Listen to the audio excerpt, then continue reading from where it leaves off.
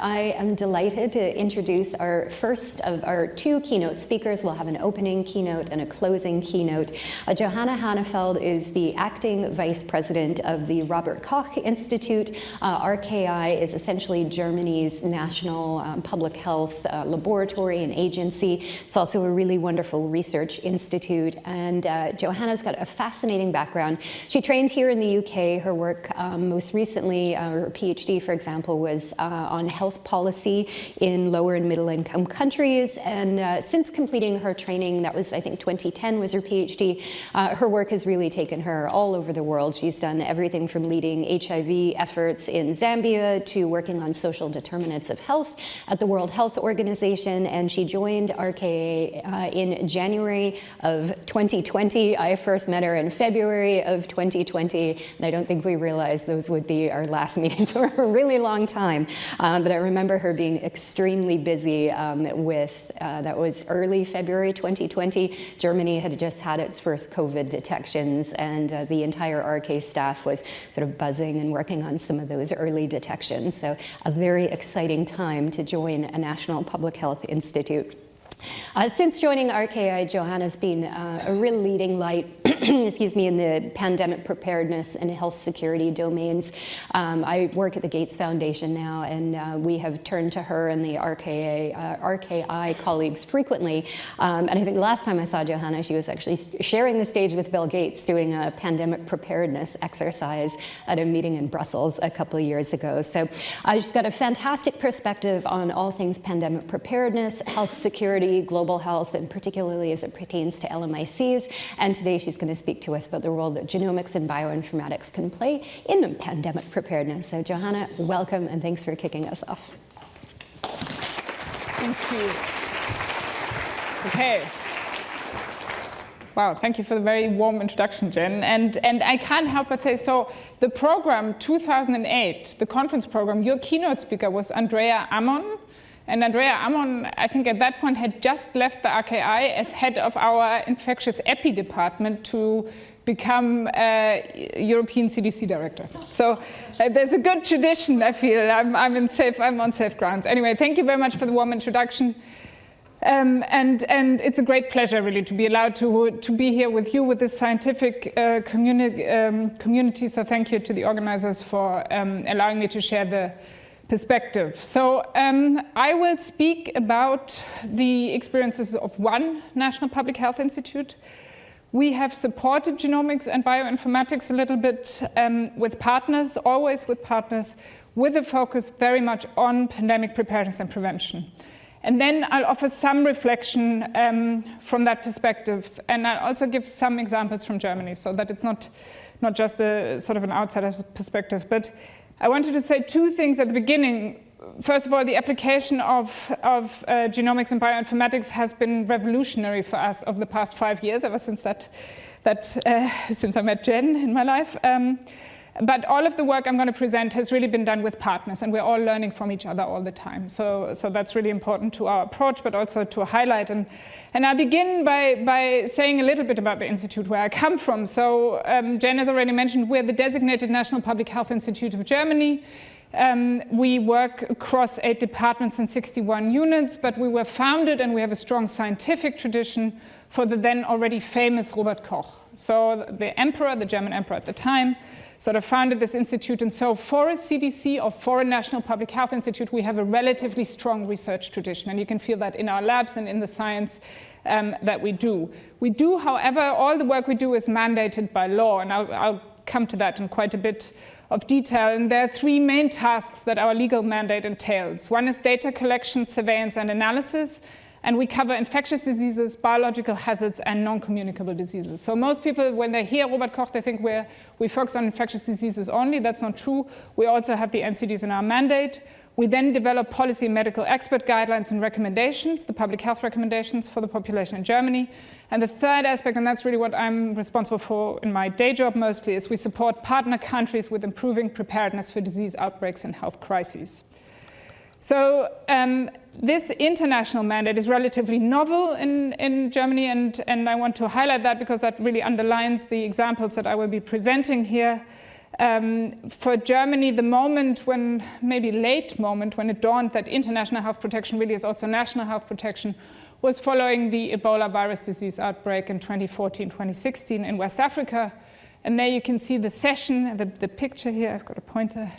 That's the session of our parliament where the law was changed to extend the mandate of the Robert Koch Institute to say there should be bilateral scientific collaboration to prevent epidemics and strengthen preparedness, capacity building, the deployment of RKI scientists into outbreak response, so we're active in the response as well as multilateral work with the WHO and partners. So we have a legal mandate, we're part of the government's response to some of these pandemic preparedness threats, and that shapes a lot of the science that I'll be referring to in a moment. So it was the foundation of this center which got operational at the beginning of 2020, and I had the pleasure I have the pleasure to lead. It consists of 6 units.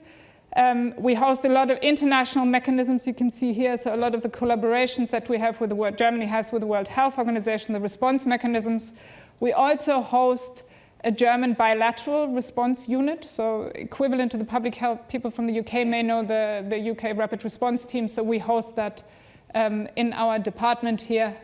And we cover different public health functions, but the work that I'll be talking about today is mainly hosted here in the unit of public health laboratory for support. And then it's a little bit silly. So in German, we are called the Zentrum Internationaler Gesundheitsschutz. So in English, we also abbreviate ourselves with the German abbreviation. So it's also I have to explain.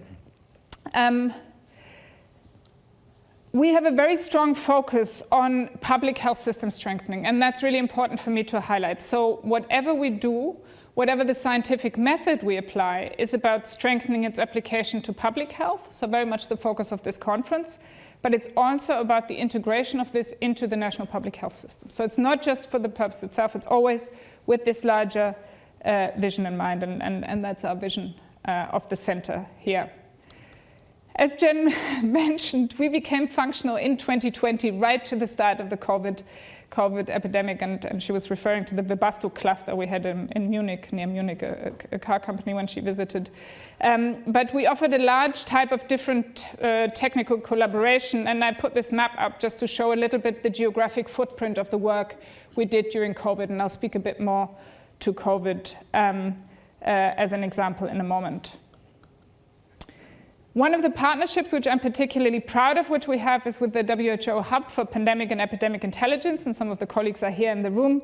I will speak about that in greater depth, but it's really where genomics and bioinformatics play a key role in this application. So the hub in Berlin, and many of you may know this, it's a wonderful place, first of all, so you should come and visit. But it also hosts the secretariat to the International Pathogen Surveillance Network, the IPSN, which has been quite influential. And here you can see the day the hub opened, this is Dr. Tedros, came to the Robert Koch Institute and signed a memorandum of understanding with our then president. So as mentioned in our approach, I've spoken about this already, sort of we focus very much on the system strengthening aspect, and then we provide ad hoc support. So our activities are twofold. They're ad hoc or semi-ad hoc response response activities, support to response, outbreaks, and the like, but there are also longer-term partnership projects, largely as part of our Ministry of Health's Global Health Protection Program, and I'm going to show you a bit of a messy map again here, but that is just to again show you the footprint of our work. So we have a relatively strong focus on Sub-Saharan Africa with our work, a little bit, and then on neighboring countries, or what you might call our neighboring European neighborhood, and that indicates some of the health security concerns that we serve as a government agency for the German government.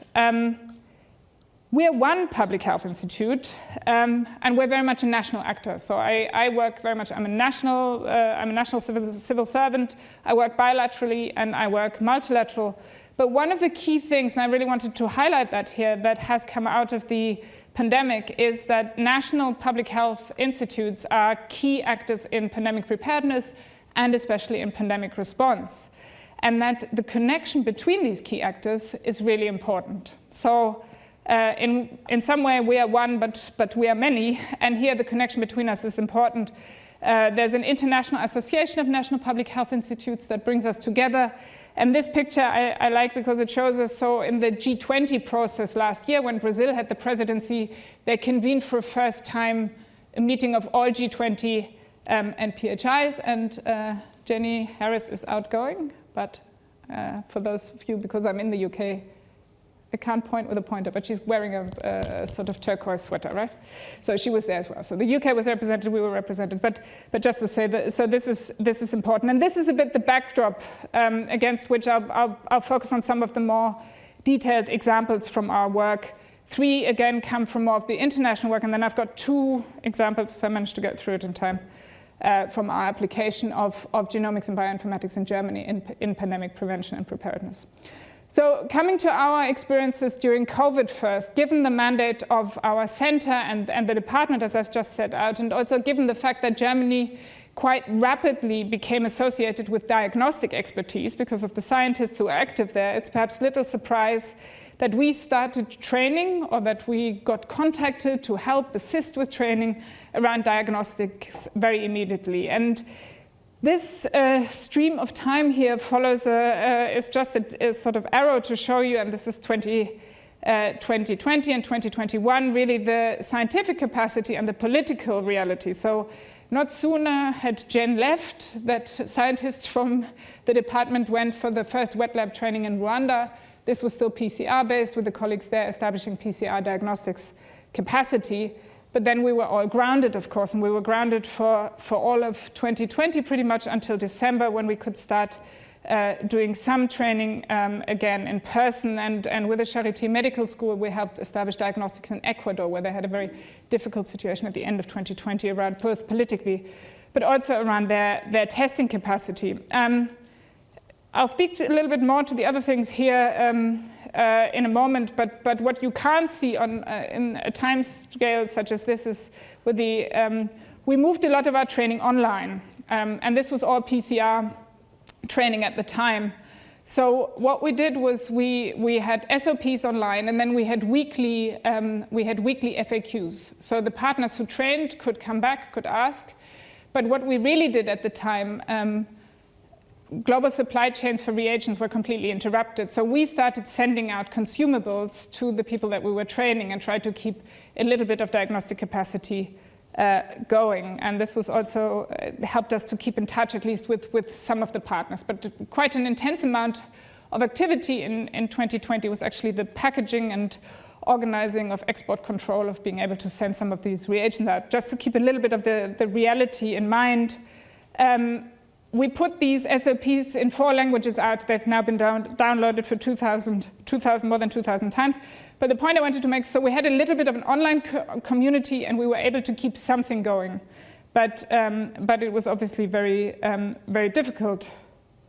And if I come to the next slide, so then these activities around training for testing capacity for COVID really kept going until the end of 22. And you see here an evolution of the work.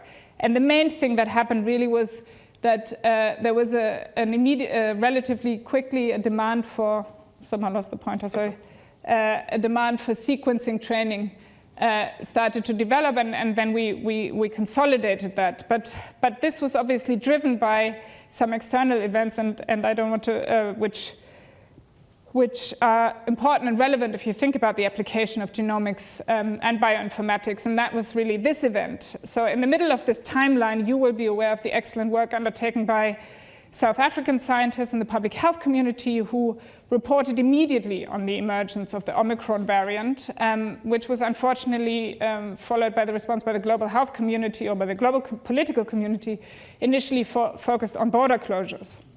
However, what also happened is what I'd almost use the word called a scramble, and I apologize for this impolite word a bit, to establish sequencing capacity worldwide in a variety of contexts.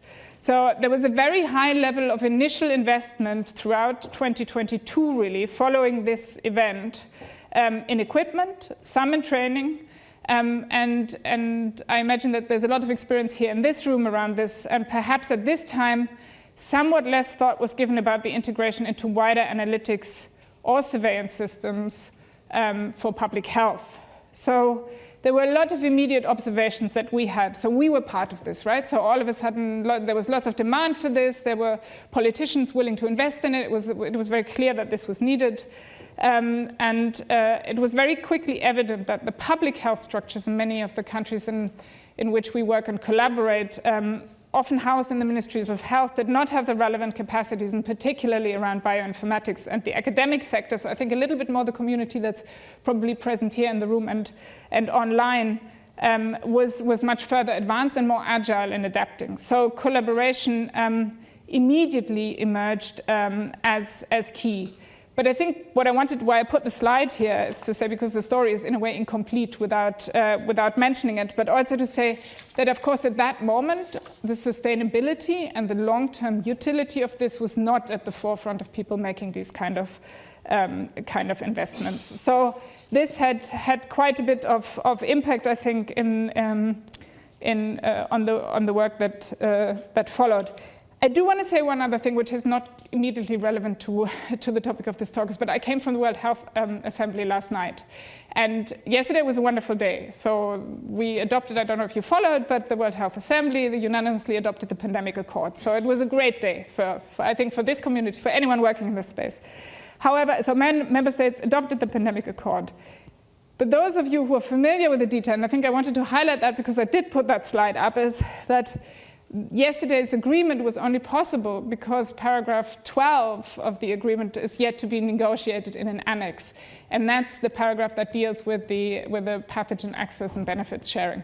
So the issue that I'm highlighting on this slide have not gone away. And I think they're very much alive. So as you work on the scientific and technical applications, I think that's really important to bear in mind. But I'll come back to our story. So by 2022, we were very much active in this space, and one of the things really that for us was very evident was this bioinformatics. Bringing that together with the wet lab, with wet lab expertise was difficult. So in November 22, we then convened a workshop at RKI where we brought from the West Balkans participants, 12 participants, and there we did PCR training, but we also did sequencing training, and that was the first, I'll speak to this a bit more, of a series of sort of summer schools we run, which are very much around the practical application of the microbiology and the bioinformatics for people who work like us in these national public health agencies. And if you wonder about why are they doing that in the West Balkans, this is very simple. Health security, the German health workforce, or the German workforce, is very closely integrated with the West Balkans. So there's very close connection and movement all the time between the two countries. So some of our work is also driven by that. And this COVID story would not be complete, I think, without the sort of mentioning that in a way, for me, the colleagues from Africa CDC are here. So of course we worked with partners, and I said this, but by the end of 22, I think some of the big issues that were coming out for public health agencies had sort of percolated or come to the fore a bit. So we had a collaboration with Africa CDC. We've got a very strong partnership. We organized a symposium in Addis Ababa where we really looked at the COVID response in African countries and some of the challenges around pathogen genomics. And there were 9 working groups, sessions or working groups. There were about 150 participants. All the member states came in. And I was really very, very proud that we were part of that, but I also felt it was really quite a moment to come together for the first time, reflecting a little bit on everything that had happened. I haven't highlighted all the 9, but I've picked 6 here that were working groups during that, or that sessions focused on at the end of 22, because I feel they are really, to me, still the issues that we have to address today. So they were around the supply chains of pathogen genomics, around the mechanisms to strengthen this, around data sharing mechanisms, around workforce development, both for the genomics but also for the bioinformatics, the application in public health, and very critically communicating genomics for public health decision-making when that decision-making is, as is often for us the case, sort of a policymaker or a minister of health. So I wanted to move then from this example. So this was our COVID story in a way where we helped to establish some of this capacity and sort of use this as first use cases for us in our work with partners. I wanted to move from this to see what, or to show a little bit what our work has done in some ways where we have sought together with partners to move from the initial investment into building this into longer-term public health surveillance systems, but also sort of building that capacity. And as mentioned at the outset, we've got a program of work funded by our parliament called the Global Health Protection Program, where we are allowed, or we sort of do this bilateral work. And we've got, as part of that, a partnership in Côte d'Ivoire, where we have established over a long period of time with a hospital in Bourg-Kiré, University Hospital, a teaching lab. And in this teaching lab, as a result of the initial investment that we made, we wanted to work with the colleagues there to establish genomic and antimicrobial surveillance and also infection prevention. So this project, we call it PACHI in our institute. So it's got IPC aspects and so on.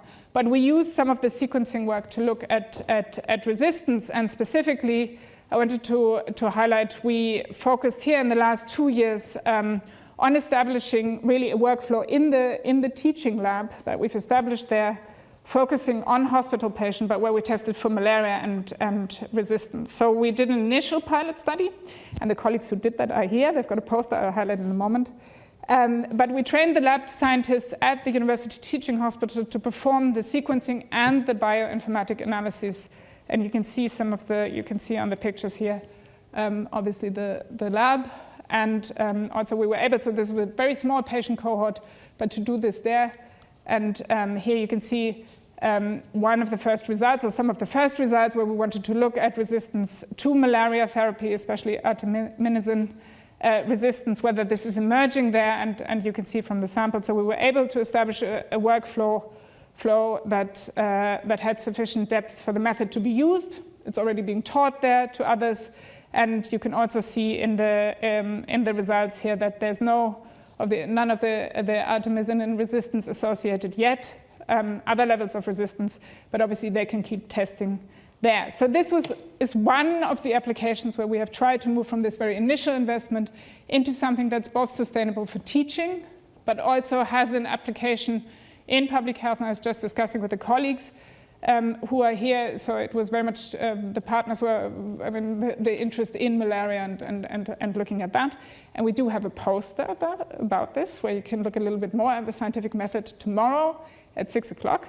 And there's 2 scientists there who've actually done the work, Grit Schubert and Essia Belabi, who are sitting there and who are waving now. You have to wave, yeah, very good. Okay, so I don't know whether people online can see them, but there's a lot more information on that. So that's the second example. So this is one small way in which we try to integrate this also into some sort of decision making, both on how can you use this in your public health system longer term, but also with the teaching aspect, having a sort of very, very clear application. And then the third example in our work that I wanted to give really grew very directly out of these processes where this initial investment during COVID-19, and it's a collaboration with the WHO Hub for Pandemic and Epidemic Intelligence, specifically the International Pathogen Surveillance Network there. And what we're trying to do in this partnership is to really strengthen integrated genomic surveillance through greater capacities in national public health institutes. So the focus, in a way, there is a bit of lab work in that project, but it's very much on enabling this kind of decision-making. How do you use this kind of data for public health decision-making, but at the same time strengthening technical capacities around sequencing and bioinformatics? So this is, in a way, a bit the different aspects that we're looking at. So it has very strong focus on this translational work. How do you translate genomics and surveillance data into public health interventions? But also, how do you create the links between different public health disciplines? And I mentioned at the start that one of the things that became immediately apparent, I think, to anyone working in this space in 22 was really like bioinformatics was like gold dust, right? And then like connecting that with some of the laboratory sciences and so on. So this is the focus of the project, and I just wanted to highlight a little bit what this means in greater depth. I'm going to highlight here in Namibia some of the work that we've done. We have a longer-term partnership with Namibia for over 10 years, where we have partnered with the Namibian government to help with the establishment of their National Public Health Institute. So for us, we helped establish their PCR diagnostics, we helped to regionalize their PCR diagnostics, we helped to establish their sequencing. There was also donations from Africa CDC. They donated the sequencer for Namibia and a close collaboration. And so we've got a long-standing collaboration there, but there was really very, I don't want to be unfair to the Namibian colleagues, but I think they would agree in saying there was little thought about how do we use this for our public health decision making in the longer term. So last year what we did was we organized together with Africa CDC and with the WHO Hub a Foresight exercise. And really quite a bit of training went into this, where we had a workshop, where it took quite a while to in initial research to then have a Foresight workshop where we worked through 5 scenarios and 6 different strategic intervention areas for genomics and bioinformatics, all the way from data governance to what does it mean for the public health workforce, what are the priority pathogens, what would need to change in our regulation, and I'll show you some. This is the nice bit. These are some impressions from the workshop in Windhoek. There was very strong political buy-in into this. And then through this workshop and through this exercise, really, we got the country to then focus on different areas where particular strengthening of their public health system needed to be done to enable this kind of decision-making. And they're moving now from the outcomes of this workshop into developing a national regulatory framework for the application of pathogen genomics in their public health. So the last aspect of this work that I wanted to highlight was I mentioned initially that we had an initial sort of training school bringing partners together in Berlin, and we established as part of this project in the collaboration with the WHO Hub an IGS summer school. It sounds like a grand term, but we just found it had additional benefit to bring partners from lots of different countries together, and it's actually cheaper to bring them together at the RKI, where we've got the training labs and so on. And it's 2 weeks, and it has both aspects. So both the DNA extraction, the sequencing, and the wet lab, and then the bioinformatics and the data analysis. And we've done this. So this was the second we did, and we're going to do it again this summer, European summer. So apologies to those from the southern hemisphere. But sort of in the week 1 was really in the lab and the focus on establishing workflow, good lab practice, refresher trainings, but also a TOT module was there. So very much this amplifier aspect. And then how to use this in your public health decision making also, but the bioinformatics training in week 2. So what I wanted to show with these sort of very brief examples of the work that we've done with partners is really how we've tried in a very small way to, or in a relatively small way, to use the initial investment that was made around genomics and bioinformatics for pandemic preparedness longer term, or to develop this into a longer term investment, and to connect the dots a little bit. And that's not to be disrespectful and say that these dots are not connected often, but in the public health decision-making, public health space, there is some danger that this is not integrated into a decision-making process that can really help in public health. But before I reflect a bit more on this, I did want to say a little bit about how we do this in Germany, because I don't want, or I think the important thing to say is that no one country has this figured out, right, completely. I mean, maybe there are colleagues here from UK HSA who will put their hand up and say, yes, we do. And I'd be very happy to hear that. I don't want to sound too critical, but I do think it's important to think about this enormous potential, but I think everybody's facing resource constraints. At least in public health agencies, all of us are facing these resource constraints, and we have to continuously make the argument for the investment, and there are always trade-offs, right? So if I say I want to do more of my genomic surveillance, then where does the wastewater or other aspects follow, where the application of AI and so on. So I wanted to share very briefly some recent examples from Germany, because I think they highlight how we use this or how we're building, and we're still building our genomic surveillance, but also some of the pitfalls. And So we really, obviously, had a lot of sort of work around scientific work, but for the surveillance system, we really have established our genomic surveillance outside of academic centers in the National Public Health Institute in a major way on a surveillance level as part of the COVID-19 response. And this happened very quickly. So when Alpha emerged at the end of 2020, Germans always write a little regulation or a law for something. So 4 weeks later, on the 21st of January, and this is a regulation from our Ministry of Health, published a coronavirus surveillance regulation, which had two important things in it. It gave us a legal framing so that labs had to submit sequences. So in Germany, a lot of the labs are privatized. A lot of the lab work is privatized, but they had to submit sequences to us. And the second point, which is critical, and I did want to highlight a little bit the pitfalls, there was a reimbursement per sequence submitted. So guess what happened? So I've done a graph here of the sequences that we've received. So this is the day when the reimbursement started. And then this red line is our 7-day incidence at the time. So this is we had big peaks here in the at the beginning of 22. We had a terrible winter in 2021, 22 in COVID. But you can see that this shot up. So in total, we had over 1 million of these sequences submitted, and we were tasked as in RKI to very quickly develop the software to then understand this and develop this into a dashboard and so on. And I'll talk a bit about this. But what I wanted to say is that there was obviously a financial incentive that allowed us all of a sudden. There was a legal mandate, but there was a financial incentive for the labs to submit this. And so all of a sudden we had an amazing availability of genomes that we could look at, and we had a large number of submitting labs. And I want to close the story also because, of course, at some point we stopped this coronavirus surveillance Verordnung. And the blue dots here, it's not important where they are, but you see there are more blue dots here. This is the labs all submitting when we had it.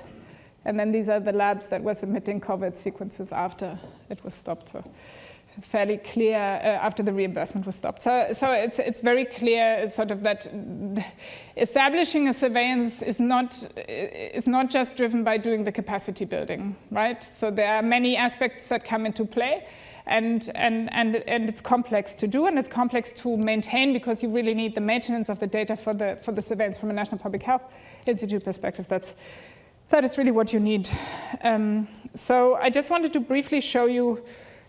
So I think I've made the point, but I wanted to also show you the data flow and how it works in Germany. So in Germany, we have a primary diagnostic, and then we have, for a disease that's notifiable by law, this goes via our local public health office, and then we now have an electronic software that submits the case and the clinical data to us. And then for sequencing, this happens in a parallel process, and then our bioinformatics department combines this.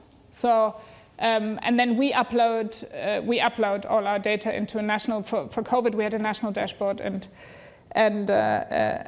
we also upload it in the community so that it is available. So that's the data flow for Germany, really for our sequencing data, and we're still building the wider application and the diseases we focus on, as well as the processes where we're still maximizing them.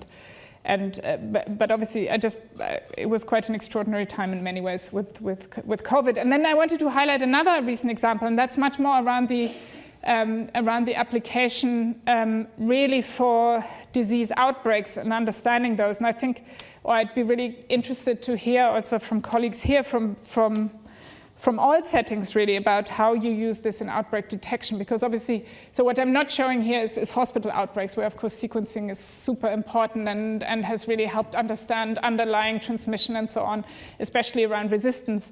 And this often happens in Germany, this often happens without the involvement of RKI, right? So this is because we're a federal system, so it might happen at state level, or it might even happen at local level with only the involvement of local authorities without us knowing. But we did have an example where very recently where this came in stark focus in a different way. I wanted to share.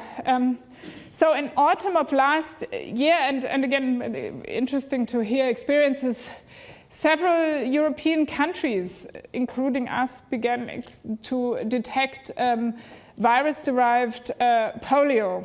in our wastewater, newish wastewater surveillance. And so this paper is published in January this year in Eurosurveillance, together with colleagues from Germany, Finland, Poland, Spain, and the UK who detected some of this.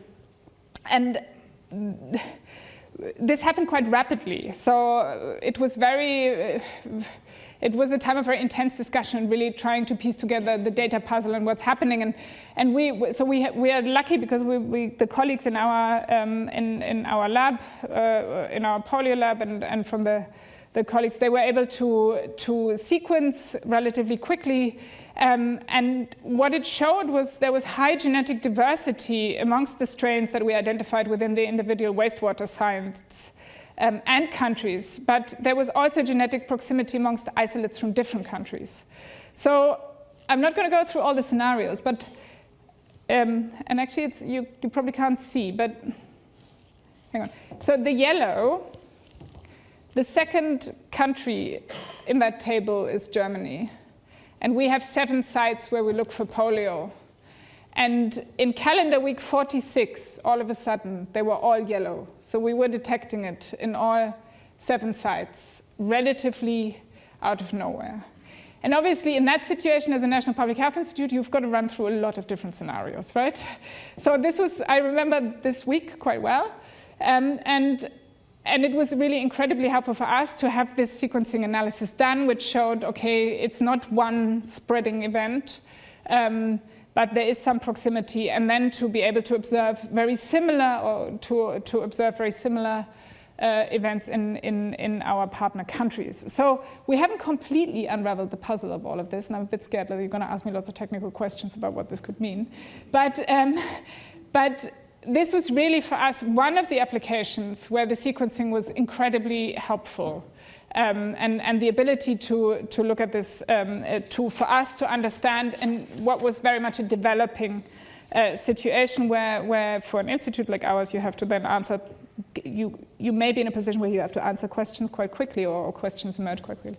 So just to add this, so I would say everywhere in the world, whatever your context, right, these are amazing tools, and science offers, you offer us this amazing insight. But you have to think about what are your use cases. And that really brings me to the reflections, or my closing reflections really to say is of course these are key scientific disciplines that help us identify and respond to outbreaks. They help prevent pandemics or to understand public health events, right? So I wanted to show a bit also the different sort of level of events in the examples I chose.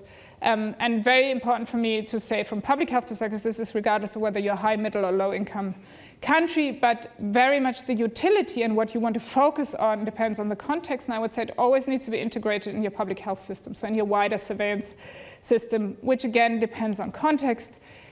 My experience also very strongly is that resources are scarce and human resources are scarcer, for want of a better word. So we require really partnership and collaboration to make use of this. And in a way, this needs to be cross-country, sort of very much reflecting what I work at national levels. SARS-CoV-2 meant a considerable investment in genomics and bioinformatics. And from my perspective, it also really presented the opportunity to communicate and demonstrate the need for this, for this capacity worldwide, to policymakers, but almost to the general public. So there was a moment in 2021, where 2022, at the beginning of 22 maybe, where in Germany you could have stopped somebody on the street and they would have probably had a view on this, and they probably would have said, it's great to have capacity on bioinformatics in Malawi or something. Apology, I just picked Malawi. So there was a time when there was a real understanding about the connection we have in our surveillance globally, but also around how to apply science to make us all safer. I'm not sure this is still there. So I think we really need to build on this investment, because in my perspective, from where I sit, it's very unlikely that we'll have this investment again for the public health community, for the public health application of microbiology, of genomics, of bioinformatics. We're not going to see this type of investment focused on this, I think, in the very near future. And therefore, the examples I've showed are really attempts that we have been working through of looking at where are the use cases where we can build this into a longer term utility in our public health system, but using it wisely. Resistance is certainly one of those areas also in Germany. So we're also going to focus on resistance more nationally in Germany, but I chose the polio example instead of that one. So I think resistance is one of the areas where it's important, and understanding smaller outbreaks. And I think many countries or localities that have the capacity use it in that way, of course. So thank you very much for listening to me. I hope I'll learn from you and your questions. And also, this is representing work of loads and loads of colleagues. So I've written lots of German colleagues there, Sabrina Weiß, Grit Schubert, Stefan Fuchs, and so on. And then I've written down the names of some of the colleagues from the WHO, the people who helped set up the IPSN, Jenny Harris, actually your UKHSA current outgoing chief exec was instrumental in this, but also the team at Africa CDC and many, many others we worked with. Thank you very much.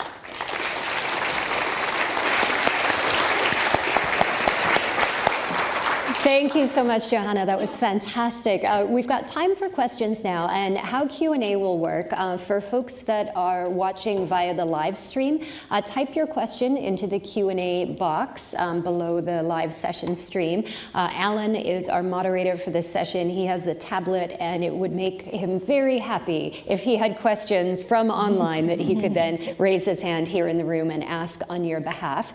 If you are asking a question from within the room, though, we do have mic runners positioned throughout the middle of the room. Pop your hand up. They will come find you, and do use the microphone to ask your question, as it will ensure that the folks listening in on the live stream can hear. So I'll open the floor to questions. We've got, did I see Peter? Your hand has gone up. Brilliant. Let's go to Peter first. Thank you, Peter, for asking the first one. Hi, I'm Peter van Heusden. I work with Alan at the South African National Bioinformatics Institute and with Cape Town, South Africa. And I end up being somewhat of an informal help desk for quite a significant number of African public health labs when they have bioinformatics problems. One of the things that I find is that then, RKI shows up, and I'm dealing with the German pipeline, Institut Pasteur shows up, I'm dealing with the French pipeline, and so on and so forth. What can we do? What can you do? So I think that unfortunately academia is a problem here, because academia is incentivized for publishing something novel and highly competitive with somebody else. Whereas in public health, what we want to know is, does it work? And how does it work? And what's the examples of it working, like you've shown? This works successfully. So when we're doing this capacity strengthening, what can you do differently to build a community, not just around the pipelines, but around the infrastructure, the use cases, the pilot projects, and associated white papers, so that we can actually really use the very restricted resource we've got to build together, rather than playing pipeline versus pipeline. Should I just answer? Yes, that? Yeah, so a fantastic question. I mean, you're completely right. And I think, so we try to be good citizens, but I think, especially, and I try to use relatively modest language, but I think in 22 it was just a ton of people just coming with any type of solution funded with, I mean, I'm being a bit too flippant, but I think it was really quite uncoordinated. And what did come out, and the colleagues are here, is really, so this was the UK presidency and then the German G7 presidency. And the initial thing was the pandemic radar, and it then matured into this international pathogen surveillance network, which is not, it's great, it's not perfect yet. But so I think there is an attempt by hosting it at WHO. So it's to say, okay, can we think towards some type of global guidance around these issues? And I think it's a process. So it was set up in 22 or 23, then it 23 years. So in the 2 years, it has come up with sort of some type of clustering and sort of maturity models and sort of developing a typology, broadly put, around these capacities. But I think around each of the issues in this whole flow, they are huge. The fact that there is no real regulation, or you don't need regulation, but you need to have like a quality standard almost. You need like an ISO or something that says this is all right, and then you can still pick the one you want or something.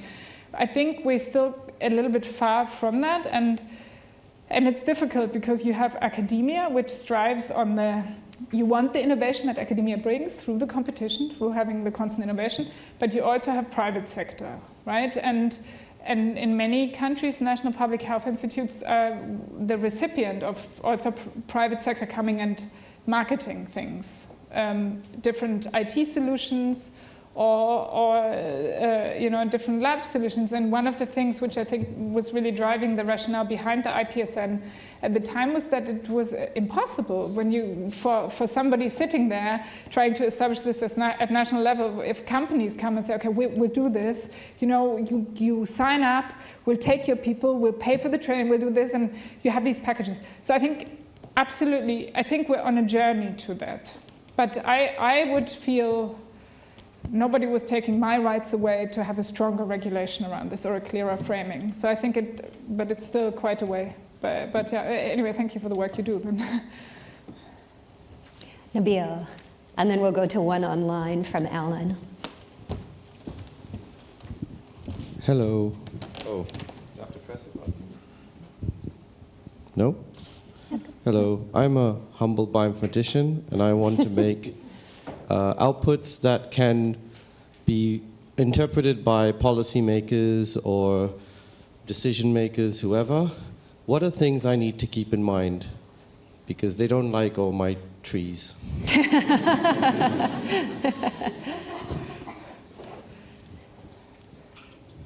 You can answer that one, and then we'll go to the online question. I wish I had. I wish I had an answer. I think you do have to think about the use cases, right? So this example with polio I gave. So we were able. So of course there are then questions: is somebody introducing this deliberately, right? Is this one person traveling around? These are the immediate questions that you have to address from a national perspective. And then if you can say, well, actually, look at this. We've sequenced all the different ones, and they're connected, but they're not connected enough. This was like a use case immediately. We could highlight the importance of waste buttons. But I wish I had a better answer. Alan from online. Yeah, I think we have a question online which I think ties in with your question, and maybe I want to rephrase it a bit then. In the light of the lessons learned from SARS-CoV-2, how can we better integrate real-time genomic surveillance into the public health system? And I know that the question got a bit long around the fact that you need interoperability, but how do we take the lessons learned from before and better provide a real-time surveillance? I think for me, this is really around the targeting. And what we in that project where I showed the example of the Namibia Foresight activity is really thinking through, okay, in my country or context, whatever you want to call it, what can this tool give me in my surveillance or what decision can this enable that other things can't?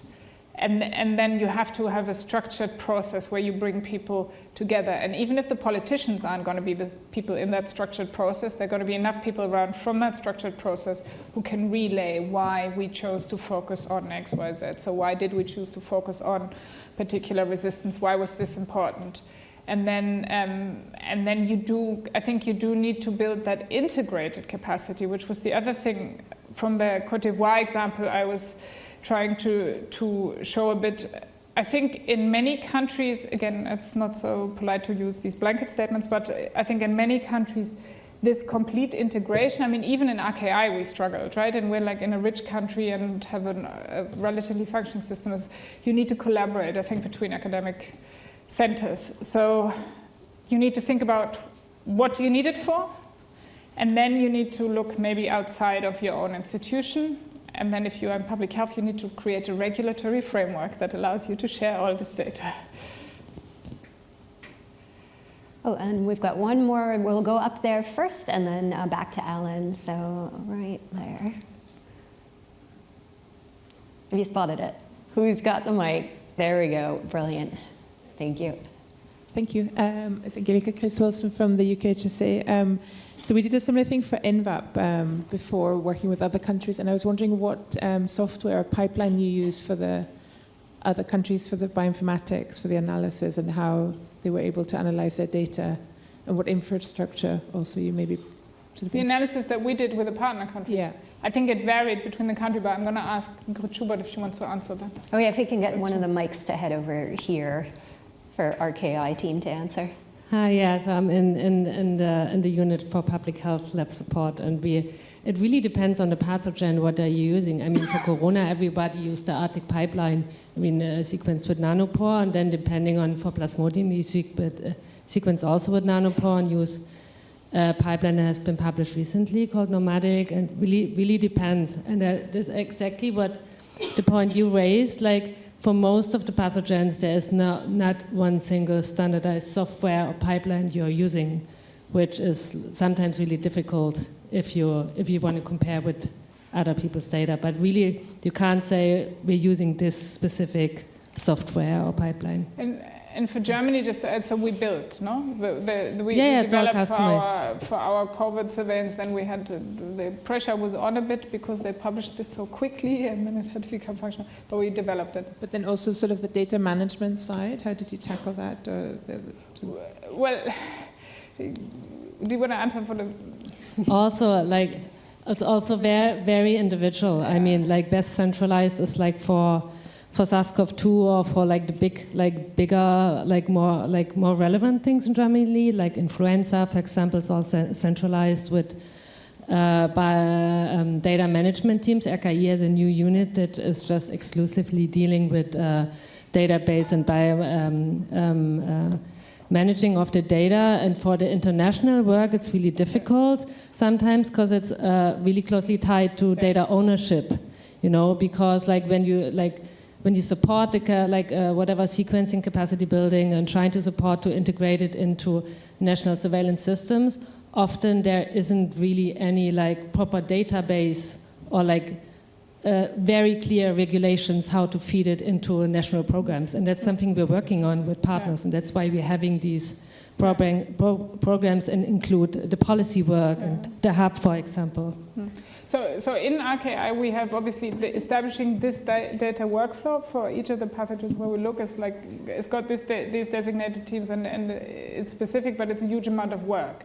And I think in this IGS project, which we're doing with the hub that I was trying to show in the 5 countries, Côte d'Ivoire, Ghana, Gambia, Namibia, Madagascar, what we're really trying to do is to replicate the complexity of that. We're not trying to replicate complexity, but we're trying to work through the complexity rather than saying, here's a sequencer, we train you on this, and we do a week bioinformatics training. But rather to say, okay, what does it take? Because it's those in-between steps that really, for us, are the ones that are work heavy. So that's where we have the staff.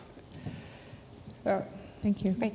We'll have Alan read one online, and then we have a question there in the room. So we have a question from Anna online, and is going more down into the detail of it, and wanted to know how do you link patient and sequence information, and if you do so, and I see you're busy shaking your head, you don't, so the next part of the question doesn't count. So maybe you could just comment then around linking patient and sequence information as. Well, we have not got this completely sorted at national level yet. We're on our journey towards that, but we do not have at a national level these data connected. So the simple answer is no. So at the moment, that's why I showed the workflow we have. This is not connected, and we have very strong, I would say exceptionally strong data protection laws in Germany. So actually our country is probably not such a good use case for doing that. I do think within individual healthcare facilities, of course, in high-income countries, you do have this happening anyway, right, for diagnostic purposes and so on. So, but from a public health perspective, I think that's quite. That's a different, I mean, if you are in an outbreak situation, obviously, and you do the investigation, then that's a different type of approach you take, and you also have different legal protection if you are, or you have a different legal mandate if you are investigating an active outbreak. But what I showed with the dashboard, our data flow at the moment, we don't have that. Great. And then if we can get a mic here. There's somebody there who has a mic. Oh, yeah, okay, thanks. Thomas Sterling from Biological Research Center, Szeged, Hungary. I'd like to have a follow-up question on the alternative tools for various purposes. So I wonder, do you know of any like external quality assessments? Do you organize maybe these or maybe competitions for genomic tools when they can compete against each other.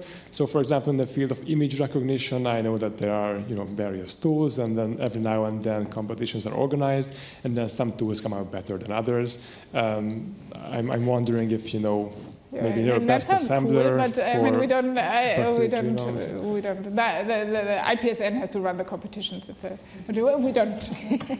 Okay, thank you. Right, we'll do a quick scan. There's somebody there. Oh, one there, yep. Yeah, Sorry. Right, yeah, thank you very much. I'm Taiwan Chen from ET Zurich. I want to ask about the pandemic treaty and the difficulties with Article 12 and what you see are the chances that the effective mechanism will be found now in the annex, and whether there's anything we can do as a scientific community. Okay, so obviously, officially, I can't comment at all on this. I think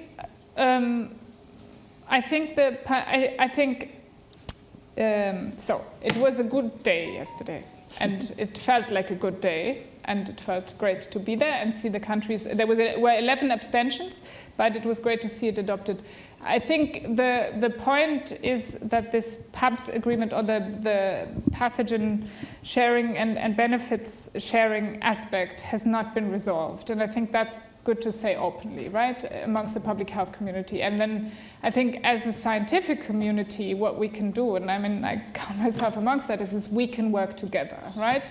And I think that is what has driven progress both in science but also in public health measures. And of course we need the regulations to follow and the agreements, but I think as long as you have scientists trusting each other enough to share this in a way that's, I believe that policy will follow. So, but that's my personal view. Alan, did we have one more online? That was my question.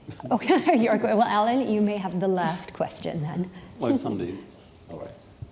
So I just want to go back to your first slide, and I see your national lab as one that can or have managed successfully to do both research as well as implementation science, and having that coexist within a national facility. And then you've worked along a number of national labs in low and middle income countries. What advice do you give to them in terms of your recipe for that type of success, which a number of national labs actually struggle with? Okay, so that's a big question. I wouldn't know the one answer. One thing about Germany is that we have not got one lab. We have networks of reference laboratories, and several of the reference laboratories themselves are at RKI, and we maintain the quality standard for the reference laboratories. So we have a luxury position in the world because we have a very strong and long history in laboratory science, right? So this is really our niche in science in the world. But what has worked well is to have a network of labs. So it's an open competition, but it's not, you don't get much money for it to be a public health reference lab, but you become the center of excellence, and this quality assurance and independent standards are around maintaining that we uphold, are around ensuring that there's no commercial influence and so on, and the quality assurance. And that has really helped, I think, has helped us in a number of different ways, because it's decentralized, it helps with our federal system. Now, this may not work in other contexts, and many other countries, I appreciate, will not have the luxury of having this. But I do think increasingly, and in this story that I tried to tell a little bit as I lived through, was very much, you do have excellence in academic centers all around the world, right? This is not linear, it's not the global north and the global south. I mean, in South Africa, you have some of the leading scientists and yourself. So I think finding a way where you can have strong enough regulation that ensures you don't have undue influence from commercial actors or so on, and bring that in your setting, is, in my view, is sort of the what helps guide this. So I'm all for standards and regulation, but not in a way that says you need to put this into government, but I think that allows a system where you have multiple centers of expertise working together. Excellent. Thank you, Johanna. Please join me in thanking our wonderful keynote. Thank you so much.